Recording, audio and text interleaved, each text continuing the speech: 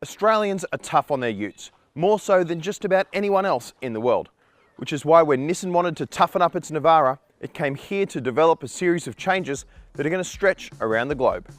Taking a step back for a second, the current generation Navara has had a tricky start to life in Australia.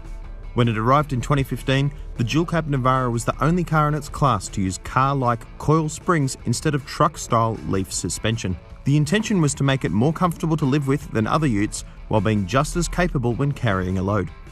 It didn't work. When we compared the dual-cab Navara to natural rivals such as the Ford Ranger and Toyota Hilux, we found soft rear suspension was augmented by rubber bump stops that did a very poor job controlling the car's mass. Most cars only touch their bump stops in extreme circumstances, but the Navara's soft rear end would sag and sit on them with a static load on board, and get even worse when pushed on the open road. It was not a good arrangement. That's changed. The Series 3 updates to the Navara have made it a much more capable vehicle if you're really going to put it to work. The stiffer springs in the back have really changed this car's attitude. It jacks up the rear a little bit higher with firmer suspension. That means it doesn't sag right onto the bump stops in the suspension as soon as you put a load in the tray. It really does change the way this car drives. The other important change is in the steering. It's so much faster than before. The previous generation Navara used to have to just work the wheel around and around to go through corners. They've made it much faster and more direct and added a little bit of weight and feel to the steering as well. Completely changes the way the car drives. It really is an important change, and it's something that Nissan has really worked hard on finessing in this car. It's great to see.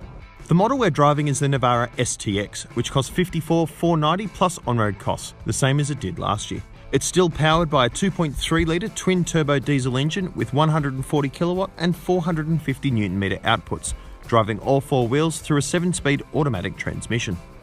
Under the bonnet, you've got the same 4-cylinder diesel engine as before. There's never a weak point in this car. With twin turbochargers, it offers heaps of torque and a very smart 7-speed automatic transmission that just gets the job done without any fuss. Nissan hasn't made any changes to that, and they didn't need to.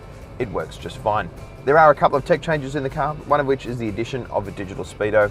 Always nice to see. Unfortunately, Australia misses out on autonomous emergency braking. Now that's available in Navara models built in Spain, but our car comes from Thailand and the Thai factory doesn't have that capability yet.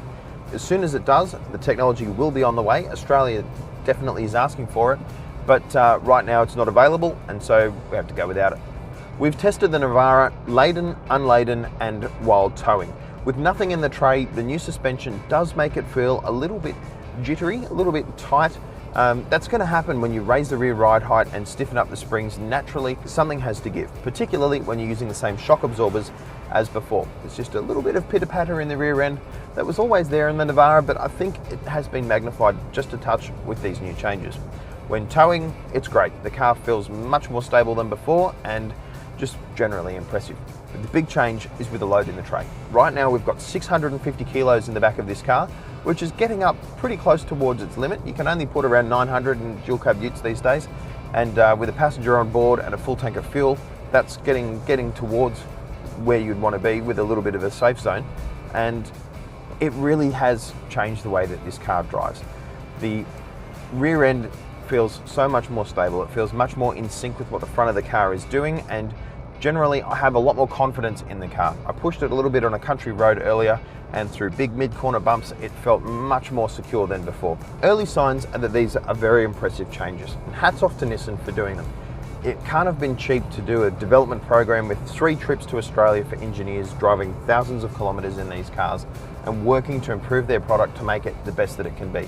It would not have been cheap, and it also represents something of a loss of face because the brand put a lot of effort into the original car, and then it's basically listened to customer feedback and come back and said, you know what, guys, maybe we didn't get it right the first time around, but we're prepared to listen to those changes and take them on board and give you the car that you want.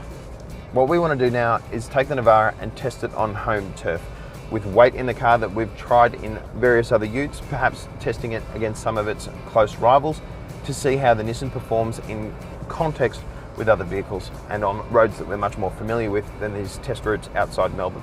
Nissan should be applauded for making these changes. It listened to customers and the media when developing the new Series 3 Navara for 2018, improving on the car's ability and user appeal. The new Navara is on sale now.